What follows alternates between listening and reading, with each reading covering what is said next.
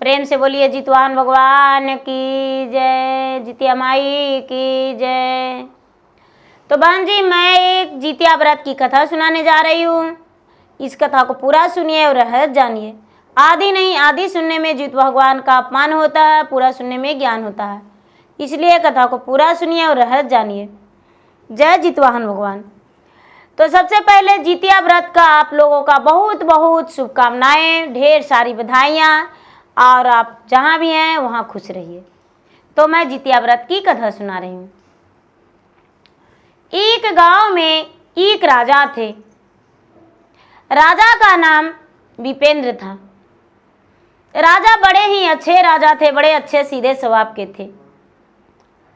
लेकिन दीदी, सीधे स्वभाव के तो जरूर थे, अच्छे तो जरूर थे। पति पत्नी में दोनों में बहुत बढ़िया प्रेम था। लेकिन जब कोई प्रकार के कोई कष्ट होता है तो वो अच्छे नहीं बुरे हो जाते हैं। राजा जो थे अपने पत्नी से बहुत प्यार करते थे। रानी कभी कभी कहती थी कि राजा साहब, यदि अब हम मर जाएंगे तो आप कैसे मेरे बिना रहिएगा। तो राजा कहते थे कि हम भी प्राण त्याग देंगे। रानी गर्भवती थी, अब बार बार यही बात कहती थी। धीरे धीरे धीरे धीरे समय बीतते गया। रानी का 9वां महीना हो गया। रानी का 9वां महीना हो जाने के बाद एक कन्या जन्म लिया। और जब कन्या जन्म लिया तो कन्या के जन्म लेते 4 से 6 महीना हुआ और रानी का मृत्यु हो गया। रानी का मृत्यु हो गया तो उसका नाम अमावस्या पड़ा। राजा साहब रानी साहब दोनों मिलकर और उसका नाम अमावस्या रखे थे, क्योंकि वो कन्या अमावस के दिन अंधेरिया, जो नहीं तो पहला और नहीं तो पिछला, नहीं तो शुक्ल पक्ष दीदी और नहीं तो कृष्ण पक्ष, वो जो है दीदी बीच में ही अमावस्या आती है। तो अमावस्या के दिन जन्म ली तो उसको दोनों मिलकर अमावस्या रख दिए। जब अमावस्या रख दिए तो अमावस्या तो बेचारी 4-6 महीना उसको हुआ, उसको माता मर गई।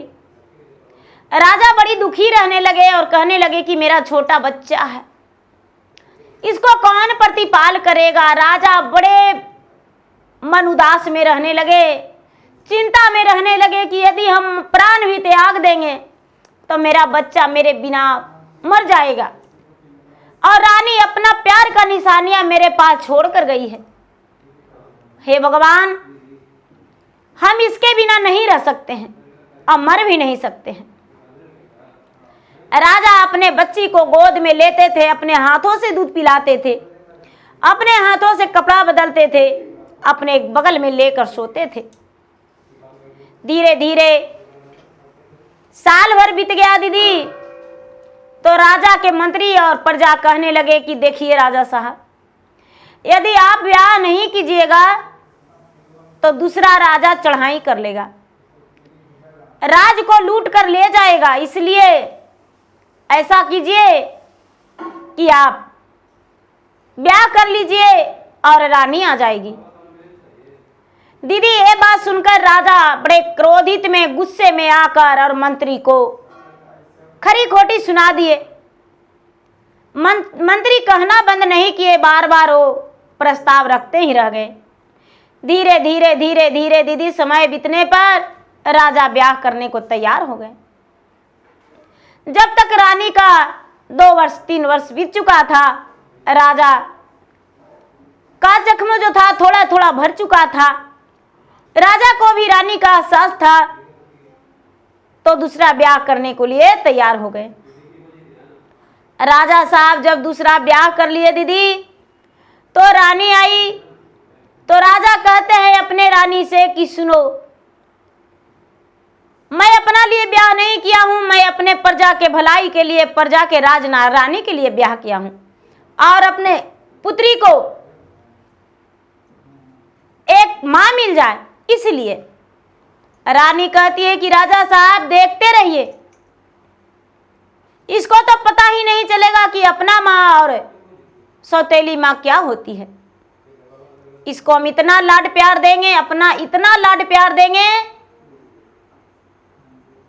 कि ये तो संसार के भूल के और मुझ में लिपट जाएगी।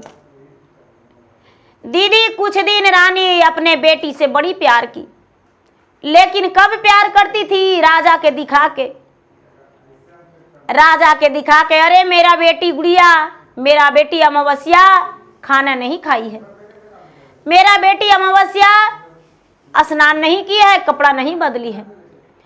और जब राजा अपने काम पे चले जाते थे दीदी, तो 2-4 झाप लगाते रहती थी और खाते हुए रोटी को छीनकर वो रख देती थी। धीरे धीरे धीरे धीरे धीरे धीरे जब बड़ी हो गई तो राजा साहब कहने लगे कि अपना बेटी अमावस्या को स्कूल में नाम लिखवा देंगे। रानी कहती है कि नहीं राजा साहब, इसके लिए तो हम घर में बुलाएंगे, टीचर घर में बुलाएंगे। दीदी जब अमावस्या के माँ आई दूसरी, तो उसका कुछ दिन के बाद वो भी गर्भवती रह गई, उसका भी एक बेटी आई हुआ, तो उसका बेटी का नाम पूर्णिमा पड़ गया, क्योंकि पूर्णिमा के दिन वो जन्म ली थी। तो अमावस्या और पूर्णिमा दोनों बहन हो गई, दोनों बहन बड़ी होने लगी।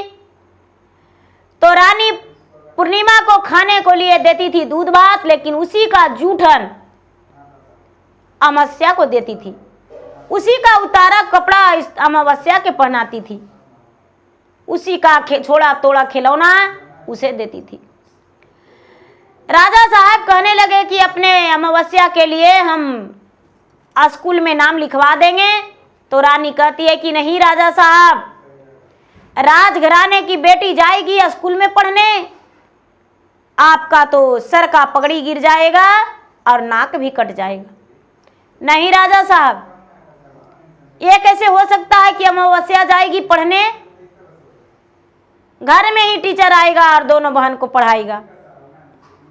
राजा तो निश्चित से एक टीचर को बुलावा दे दिए और टीचर आने लगे और दोनों के पढ़ाई के लिए। लेकिन माँ क्या करती थी, सौतेली माँ, कि अमावस्या से घर का झाड़ू लगवाती थी दीदी, पोछा लगवाती थी, रसोई के काम करवाती थी, कपड़े धुलवाती थी।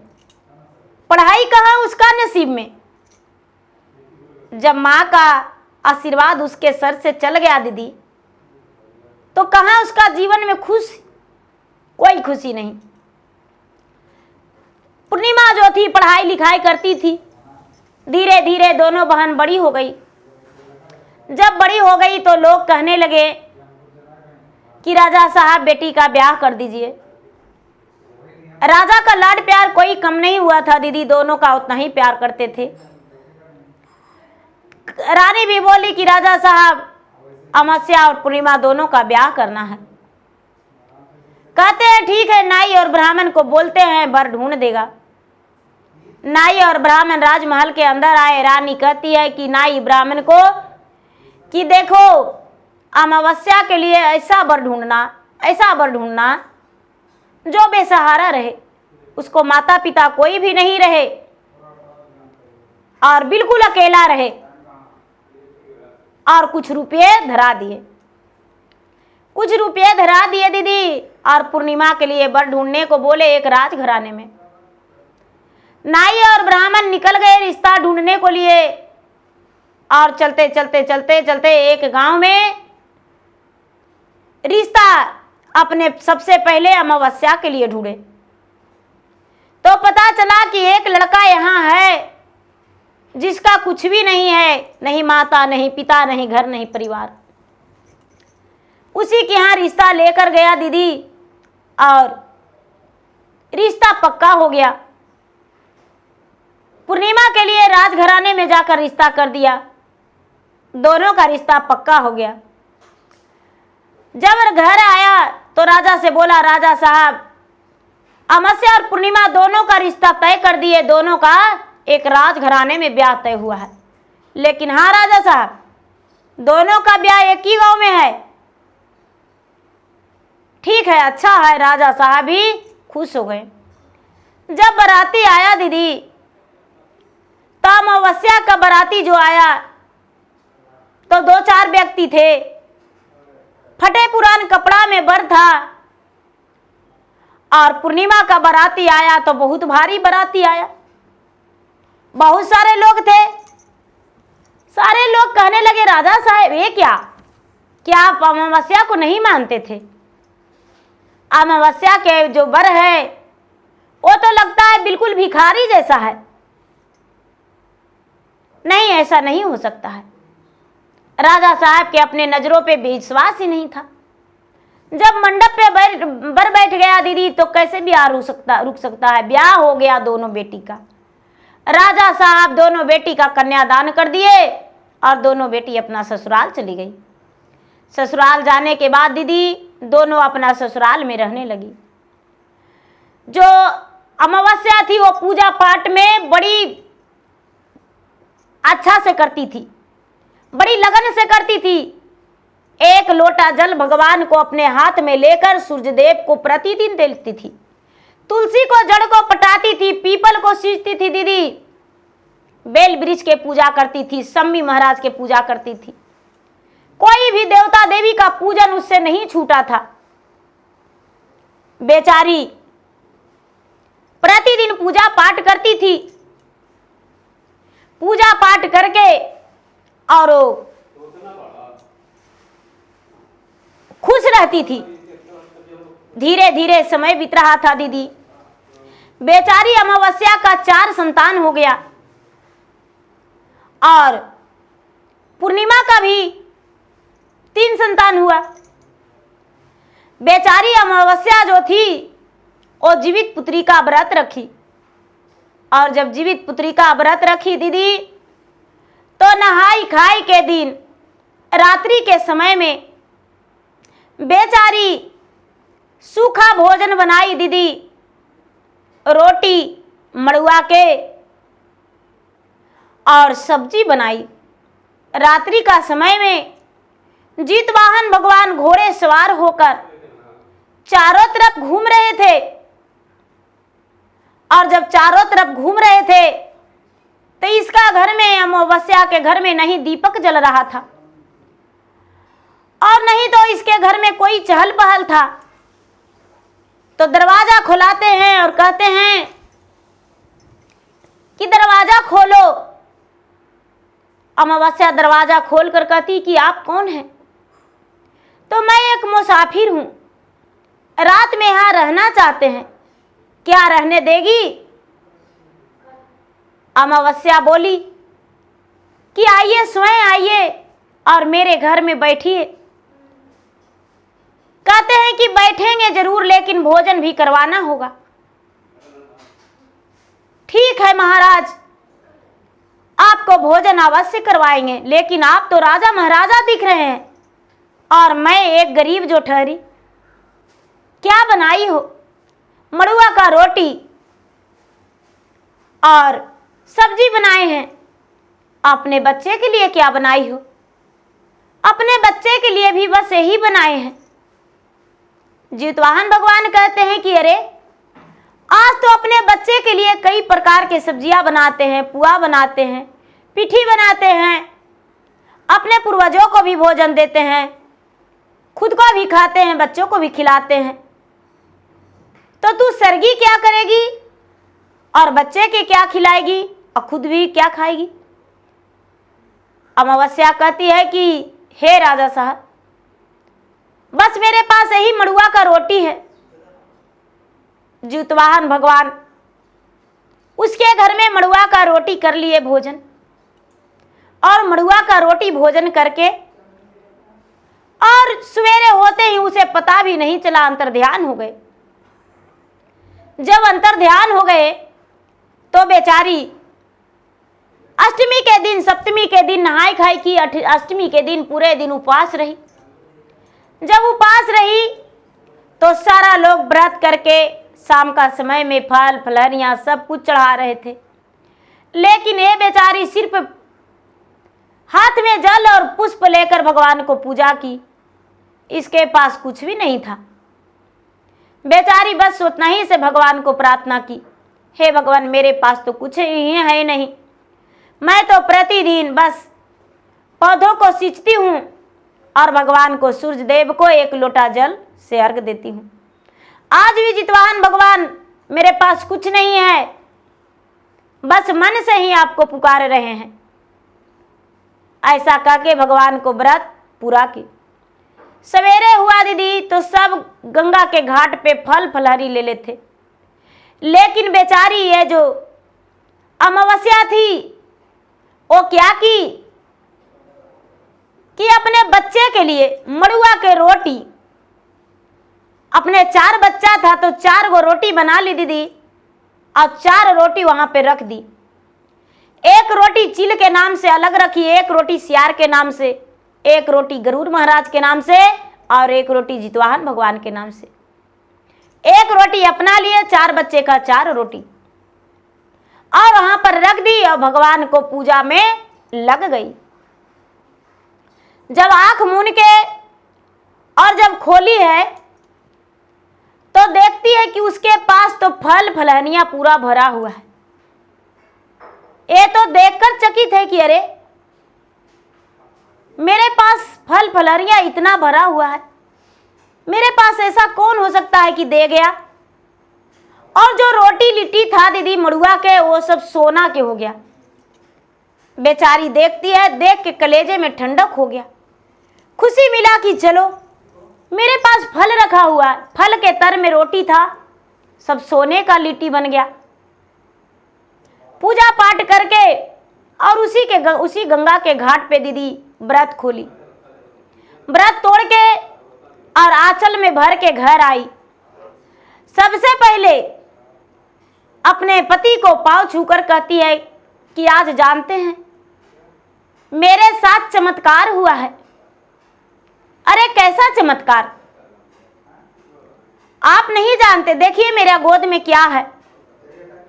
जब उसका पति देखे तो कहते हैं कि अरे तुम्हारा गोद में तो फल फलहरियां भरा हुआ है, पैसे कहां से लाई थी। क्या कहूं, पैसे मेरे पास नहीं था, भगवान ने दिए हैं। उतना ही नहीं, मेरे पास कुछ और है। जो मड़ुआ का रोटी था वो सोना के रोटी हो गया। वो रोटी देखकर उसके पति और प्रसन्न हो गए।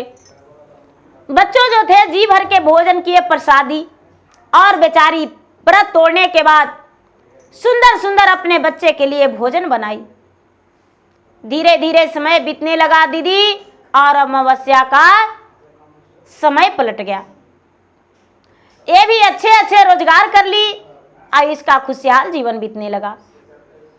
एक दिन का बात है कि पूर्णिमा आई, और पूर्णिमा आकर कहती है कि बहन तुम्हारे पास ये सब धन कैसे आया।